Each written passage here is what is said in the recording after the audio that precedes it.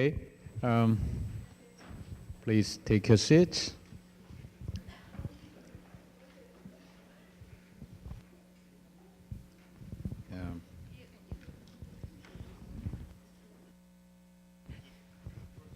The first hand raiser. Okay. All right. Thank you. Thank you for your presentation. It's really quite informative. You talked a lot about the sort of the UN reaction to the North Korea sort of issue. You know, the problem that particularly in recent years has been sort of brought forward by North Korea and its nuclear test. Just more of a sort of informal question, I suppose. It's quite interesting. How's the North Korean delegation to the UN viewed by other member states in regards to that tension? You know, is there a particular way in which other member states react to the North Korean delegation? Well, as you might have noticed from my presentation, for historical reasons, North Korea is not very big on United Nations. You know, North Korea is not very enthusiastic about the United Nations. We can, you know, that's understandable because, for example, during the Korean War, they were fighting the United Nations Command and the Armistice Agreement, truce, in 1953 was signed by North Korean commander, Chinese commander, and the United Nations commander, which was actually the United States general.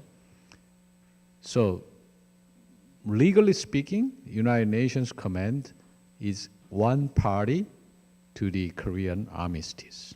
South Korea did not sign it because our then president, Seungman Rhee, insisted that we would continue to fight, so we don't agree to ceasefire. So South Korea did not sign the armistice. So legally speaking, the United Nations was North Korea's enemy. And also, you know, if you recall that North Korea was very reluctant in becoming a UN member. They argued that the two Koreas should wait until unification and join the United Nations as one nation, but they, they changed their mind because South Korea was about to be admitted to the UN membership, so they joined the UN together with us.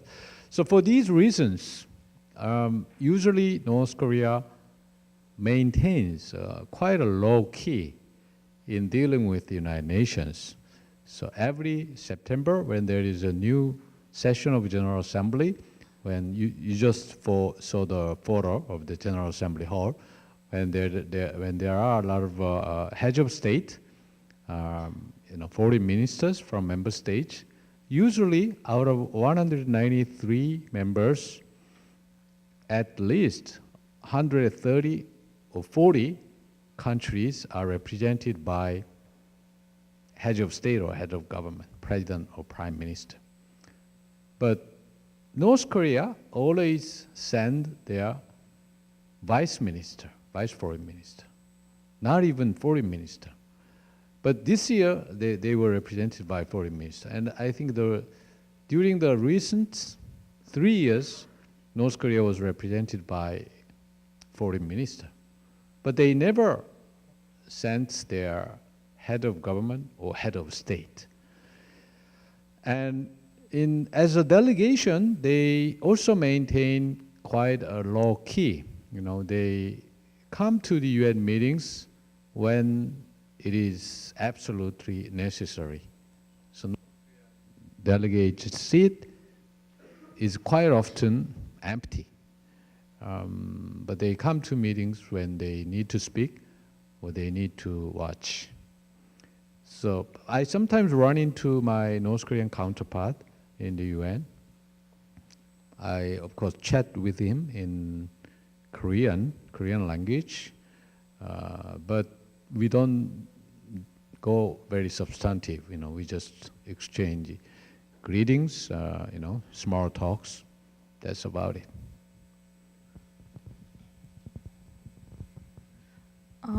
Thank you for your presentation. I noticed this might be kind of a controversial topic, but do you think that lifting the sanctions on North Korea would somehow change the overall situation and their relationship with the UN or other countries in general?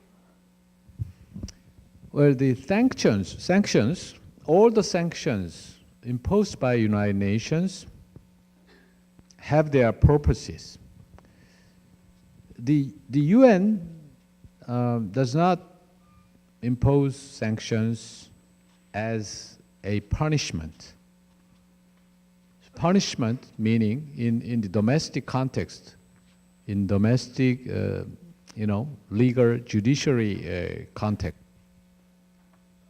If someone committed crimes, if he or she is sentenced guilty, then he or she serves time in prison, which is punishment. So once you are done with serving in prison, spending time in prison, then your punishment is over, right? So you go back to society. But UN sanctions don't work like that. It's not punishment. It's just means of achieving certain purpose. Every sanction, you have a purpose to impose it. When you adopt resolution, you make clear about why you are imposing these sanctions on a certain country. So in the case of North Korea, they made clear that they are imposing these sanctions so that DPRK, North Korea, would give up its nuclear and missile programs, because having them for North Korea is illegal. So that means you cannot lift sanctions unless the purpose is achieved. If it is a punishment, if you serve a certain time, then you are relieved, right? But this is not punishment. This is just means of achieving a certain purpose. So unless the goal is met, sanctions will not be lifted.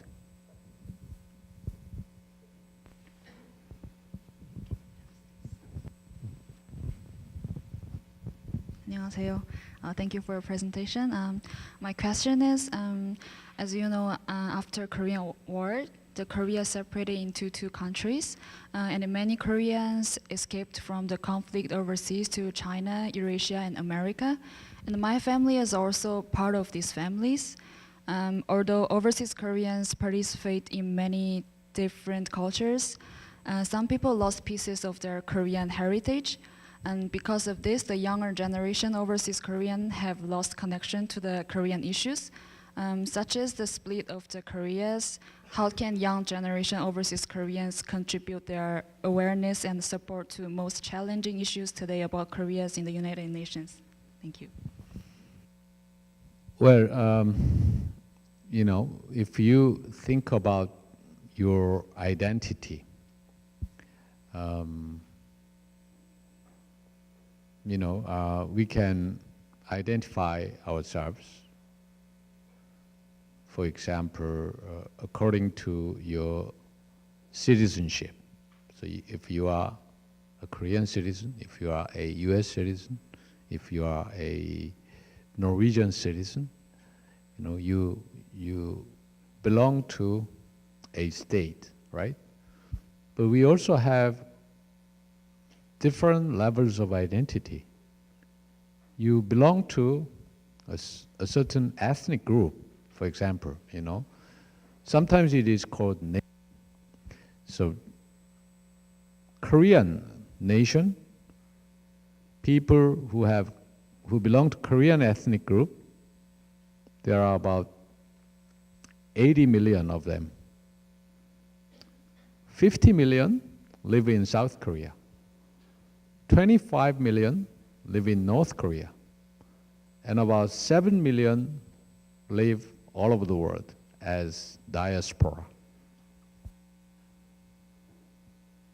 I don't know if it is desirable to encourage them to think of themselves as ethnic Korean.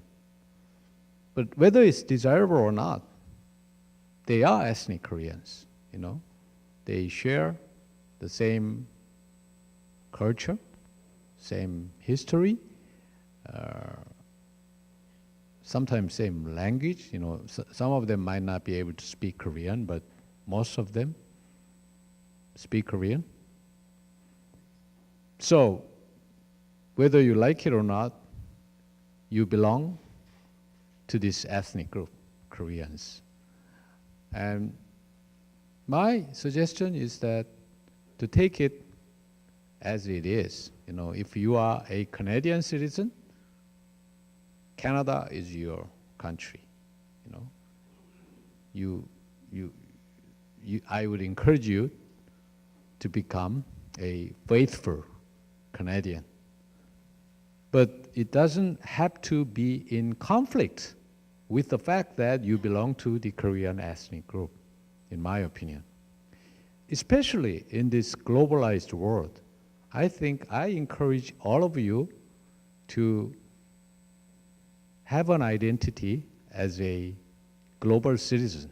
You know, we all belong to humanity.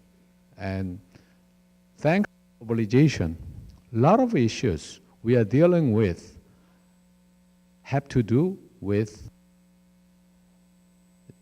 the earth, the world, the international community, rather than a certain ethnic group, rather than a certain state, rather than a certain group of states. And because culture evolves, you know, our identity expands naturally. When I started out as a diplomat in 1985 in New York City, if you ask some Americans if they eat sashimi, I heard someone responding to me that, you know, proudly responding to me that I don't eat raw fish. If you do that today in America, if you say I don't eat raw fish, you are probably from Texas. Well, I have nothing against Texas, but eating sashimi is no longer something, you know, some decent person doesn't do. Same for kimchi. You know, when I started out, not too many Westerners or Americans ate kimchi. When I was ambassador during the last 3.5 years, when I entertained my guests from all over the world, the favorite food item was kimchi. My chef always had to refill their kimchi. Actually, I don't eat much of kimchi myself, but they have to refill kimchi for all the guests, especially from, you know, Western countries, not only Asian. Yeah. Same for karaoke. You know, karaoke is a Japanese invention, was improved by Koreans using IT technology. But karaoke is all over the world. Actually, the farewell party my US colleague Samantha Powell gave me on the next day after the election, actually, so they were not in good mood. But anyway, they gave me farewell party at a karaoke bar near the city. You know, I never been to that karaoke bar, but obviously Samantha must like that place. So what all of these mean? You know, we are living in a globalized world. Our cultures evolves, converge with each other. Some people say K-pop music is a kind of a recycle of American pop culture. Maybe true, but there is nothing wrong about recycling others' culture. you know, it is actually desirable that if you recycle others' culture and develop it into something new, improve it. So they recycled very nicely. That's why K-pop is so popular all over Asia.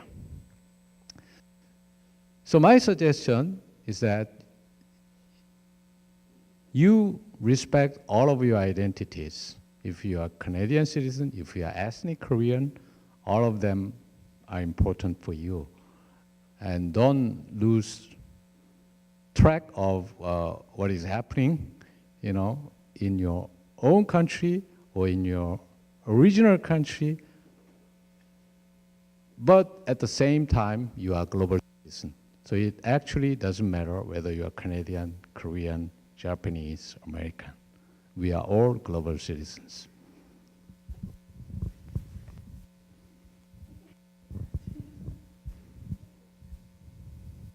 Thank you for your lecture, Professor. So my question is related to the UN peacemaker operation that you mentioned in your lecture.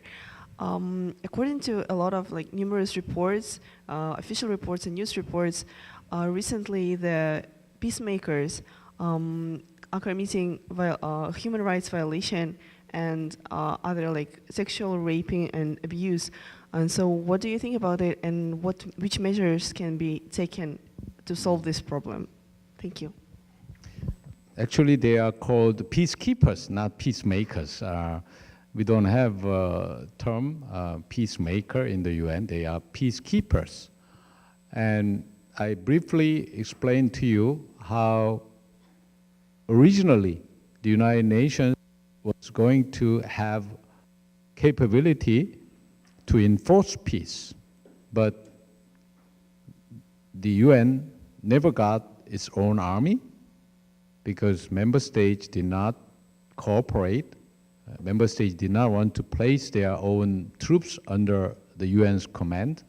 So that's how the United Nations invented this new methodology called peacekeeping.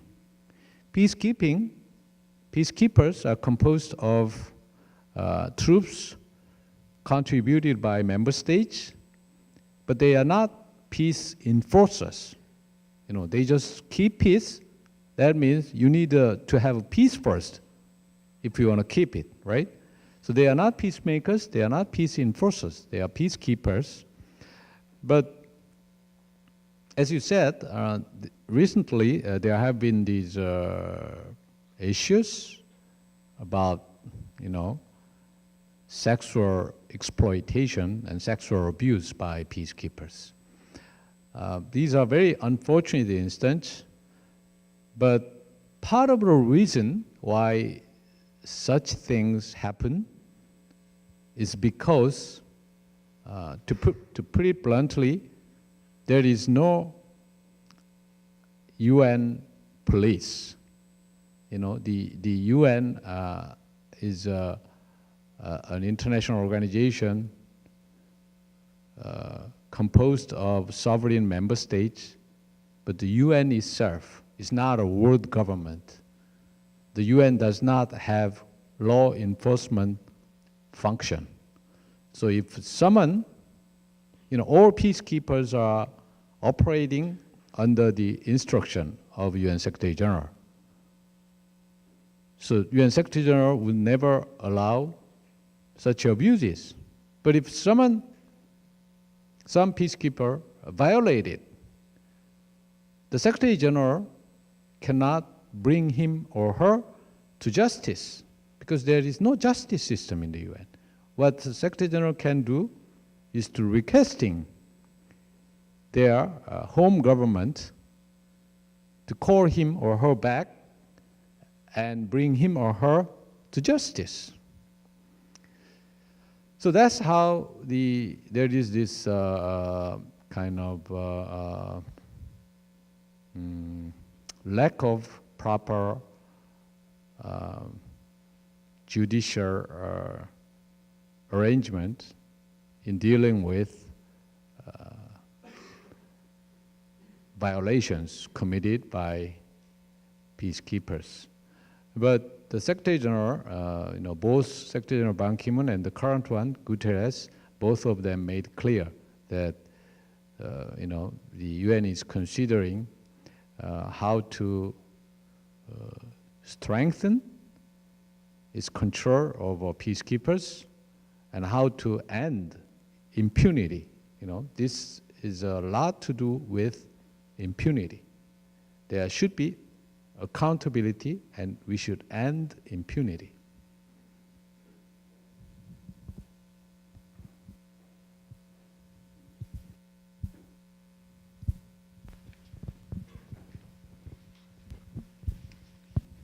Well, thank you very much for the great presentation. My question is related to the sanctions and human rights.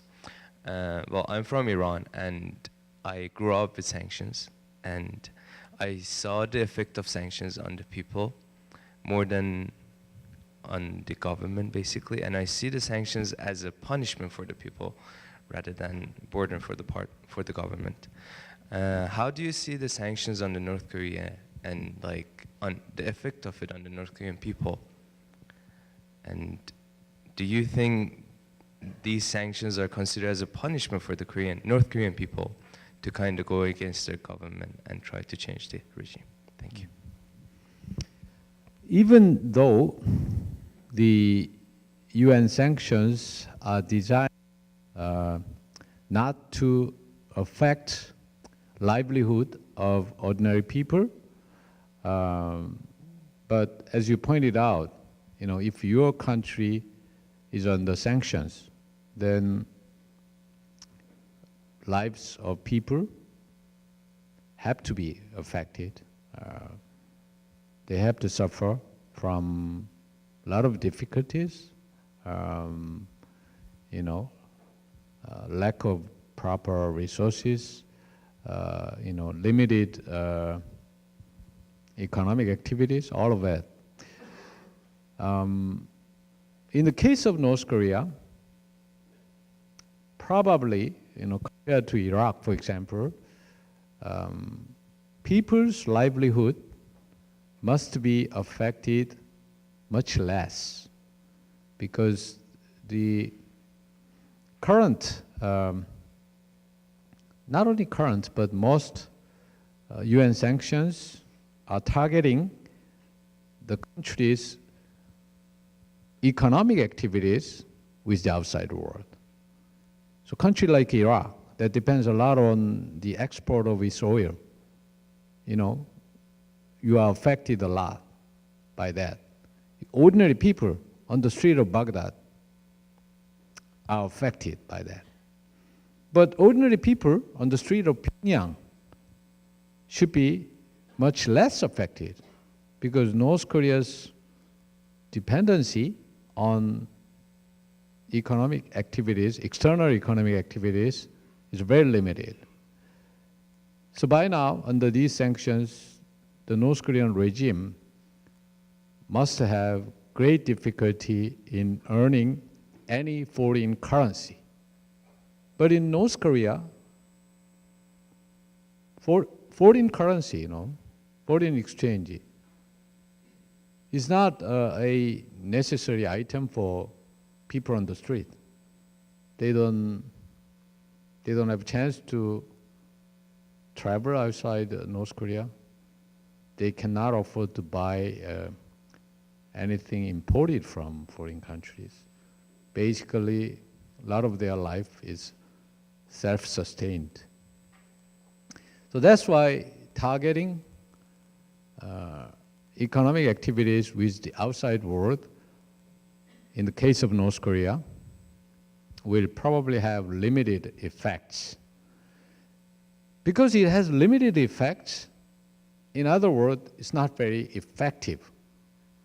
North Korea can continue to defy the sanctions. But as I explained in my presentation, when they are done with tests, bomb and missile tests, and when they decide to turn around, when they decide to go for economic development, the Chinese way, economic reform and openness, so that People, someone told me that in North Korea last year, per capita GDP rose by 3%. So he said, when per capita GDP rises, what's the use of sanctions? I said, no, sanctions are not designed to prohibit a rise in per capita GDP. Their per capita GDP can grow just by manufacturing more clothing, more shoes, more socks. But people don't live on clothing, socks, and shoes only. People want to have a better life. Better life in today's world means they want to have a smartphone, they want to have LCD TV, make trips abroad. They know what is going on in China, they know what is going on in South Korea. So sooner or later, North Korean regime will have to take care of that. Allowing people to survive is not enough. That's when these sanctions will make difference, because these sanctions have the effect of virtually cutting off all external economic activities by North Korea. You cannot upgrade living standards of your own people without engaging with the outside world economically. You might be able to survive, you might be able to produce more clothing and shoes and socks, but that don't give people better life.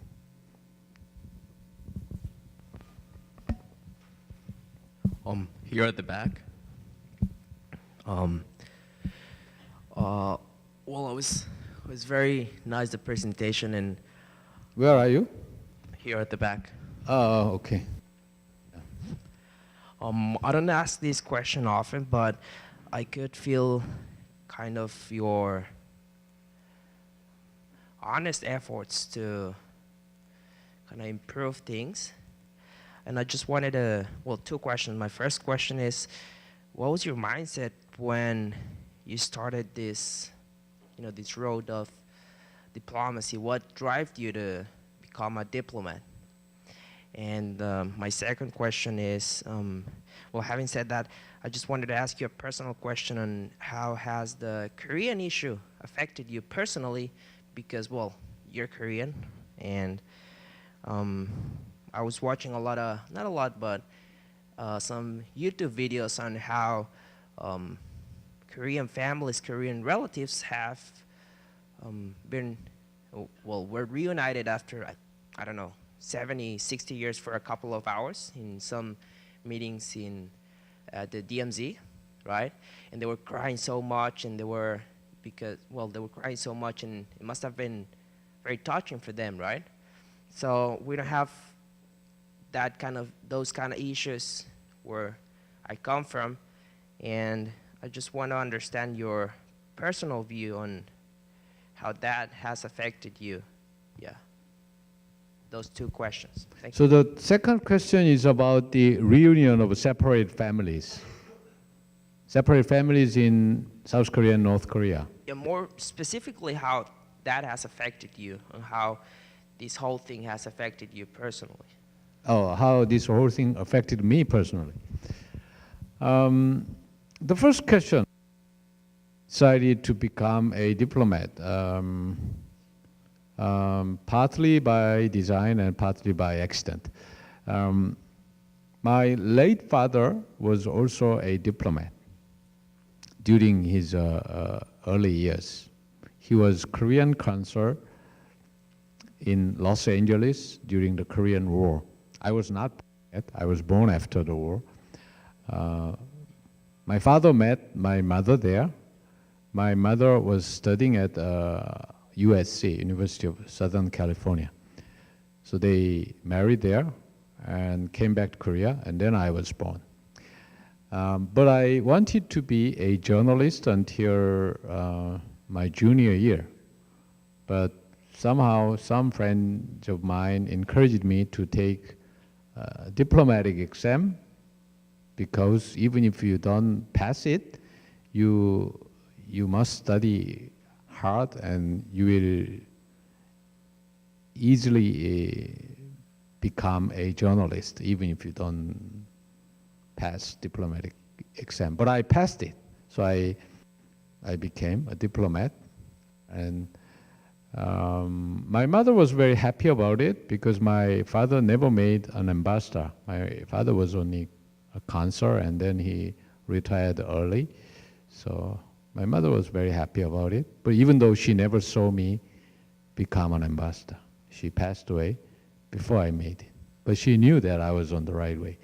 Anyway, that's how I became a diplomat a long time ago. And your second question, separate people in South Korea and North Korea. Actually, my late mother was born in North Korea. So were my grandparents on mother's side. And because my mother, after coming back from LA, she started to teach at university.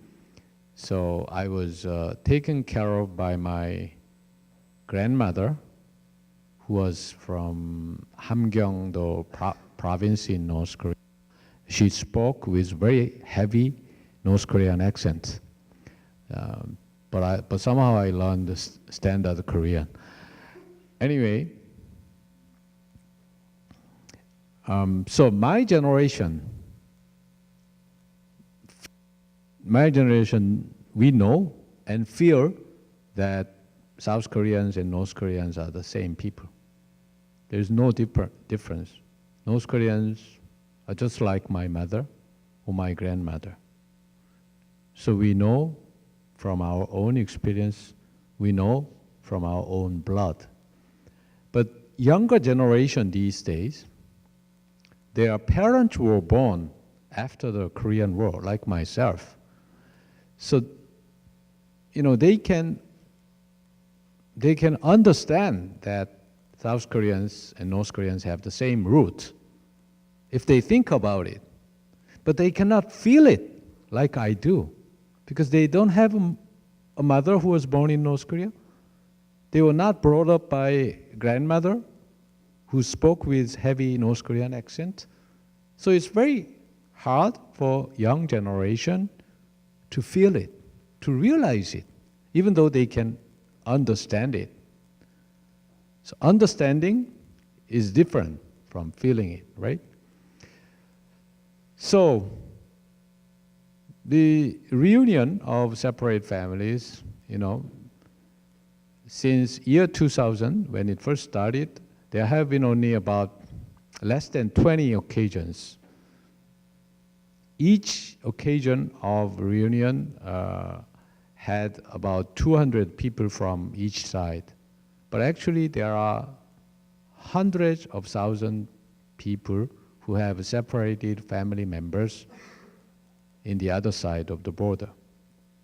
We are not talking about cousins. We are talking about parents, brothers, sisters, sons and daughters. That's separate families. So if you are meeting your parent for the first time in 60 years at one of these reunions for 3 days, and you know that you will be separated again for the rest of your life. It's very sad. I once told a story about my father-in-law. My father-in-law is also from North Korea. He came down to South Korea during the Korean War, because during the war there was no border. Border was flexible, so people could move around freely. And my father-in-law thought, he lived near Hamhung. He thought, he might be able to get a better job if he look around in Gangwon-do area where Pyeongchang Olympic Games will take place. So he came down because there was no border. And then all of a sudden, the armistice negotiation was over. There was no announcement for that until they agreed. So one day, they agreed that, oh, we now have this armistice. So nobody crosses this line from tomorrow. So my father-in-law was stuck in South Korea. He said, oh, I just came from the other side of the border. I need to go back to my home. My whole family are there. No crosses this border from today. You are stuck here. So he waited and waited, but they never allowed anyone to cross back. So he decided to settle in South Korea. He was all by himself because his parents and his siblings were all in North Korea. Probably they were waiting. Why is he not coming back? He said he would come back in a few weeks, but he's not coming back. So he was stuck in South Korea. He married my mother-in-law, and that's how my wife was born. Otherwise, I would not have had a wife. But anyway, so my father-in-law, when they started reunion of separate families in year 2000, he applied, of course, he applied for reunion. Yeah, my family members back in North Korea, I give their names, so please look for them. I want to have a reunion. But because there were so many people, waiting list was so long, they had computer lottery. My father-in-law was never selected in computer lottery. So he asked, I was a Director General in Korean Foreign Ministry. He asked me if I knew anyone in the Ministry of Unification, because Ministry of Unification was doing the lottery. So I went to see a director in the Ministry of Unification. I told him about the case of my father-in-law, which was a very unique case. But he said, I understand fully your father-in-law's situation. But Mr. Oh, there are hundreds of thousands of people waiting in the roster. What can I do about it? We run it through computer. So I came back to my father-in-law. I told him that, I talked to this guy, but he says, he cannot do much about it. So my father-in-law was very disappointed. So we decided to drink some soju. And then 2 years later, he passed away without ever getting selected for family reunion. I told this story to my former colleague, friend Samantha Power, the US ambassador, over our lunch. And she started to cry after hearing this. And I said, no, take it easy, Samantha. I don't know if it is good for him or bad for him that he was never selected. Because if he had been selected, he might have been able to meet his parents and siblings for 3 days, but he should be separated again for the rest of his life. I don't know which is better.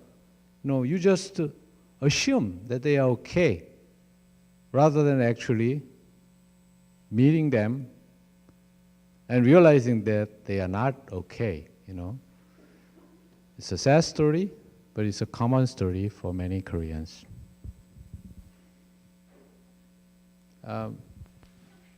More? Yeah. Okay, thank you for your presentation. I'm here. Yeah. Yeah. So my question, I have two questions. One is about this UN Security Council. So as you said, there are 6 members, and most of them are the countries that have been involved in war in World War I and World War II. So the mission of the UN Security Council is, I believe, that it should eliminate the war. But when we see the background of those countries, the history of those countries, they have been involved in so many wars. So how those countries which has been involved in so many wars, how they are going to eliminate war. And even recently, in today's world, that there are so many wars, they are like indirectly involved. I mean, there are so many proxy wars going on in the world because of those countries. So what's your view on this? Yep. That's one question. You said you have two questions. So my second question is the UN as a whole, how effective it was to eliminate the 3 pillars of the UN: human rights, development, and also peacekeeping, or creating peace. I believe some countries, they are accusing each other and using like human rights and accusing each other. For example, the US is like accusing North Korea of like abusing human rights, or either Russia or even Japan. It's so just because of their interest in the region and some like rivalry which is going on among them. So how about this? First, on the Security Council, I would like to suggest that you remember that the United Nations came into being as a compromise between ideas and realities. The forerunner of the United Nations, which was called League of Nations, failed because they were standing on ideas only. You know, in the League of Nations, all member states have the equal right, equal voting right, and decisions were made by consensus. So if you don't reach consensus, no decision. So the League of Nations was not able to prevent a war. That had the Second World War. So the United Nations is based on the lessons learned from the failure of League of Nations. So they tried to make it more realistic, so that great powers have greater privileges in decision making. Otherwise, these countries will not come to the UN if they have the same right as any other country, a small country. So from the beginning, they had this permanent 5 in the Security Council. You know, as I said, Security Council is the most powerful organ in the UN.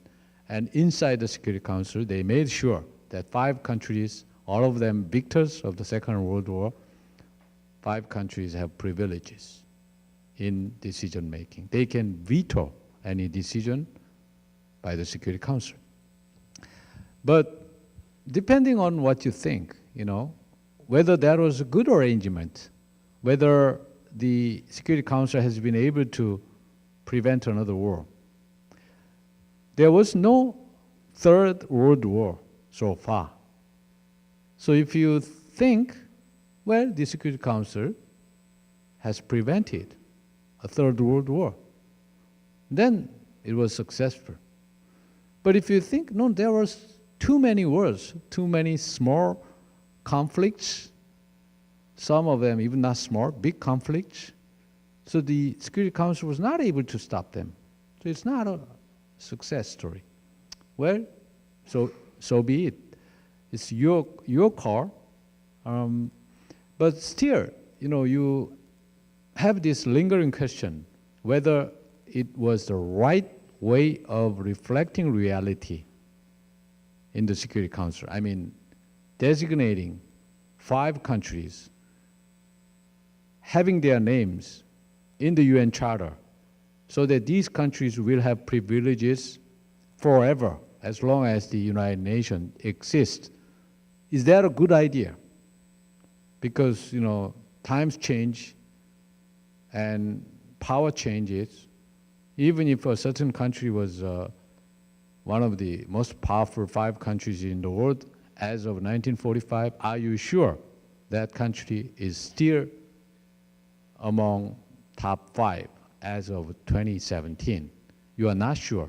But whether you're sure or not, you cannot change it. you cannot do much about it. So they are talking a lot about reform of the Security Council, reform of the United Nations, but it's not an easy issue.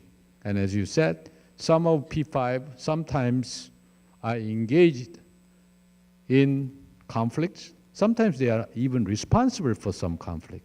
So even so, you cannot do much about it. That's reality. And so it has been a compromise between reality and ideas. I think it's going to be evolving process, you know.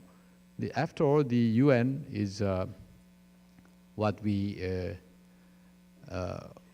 you know, UN is just like we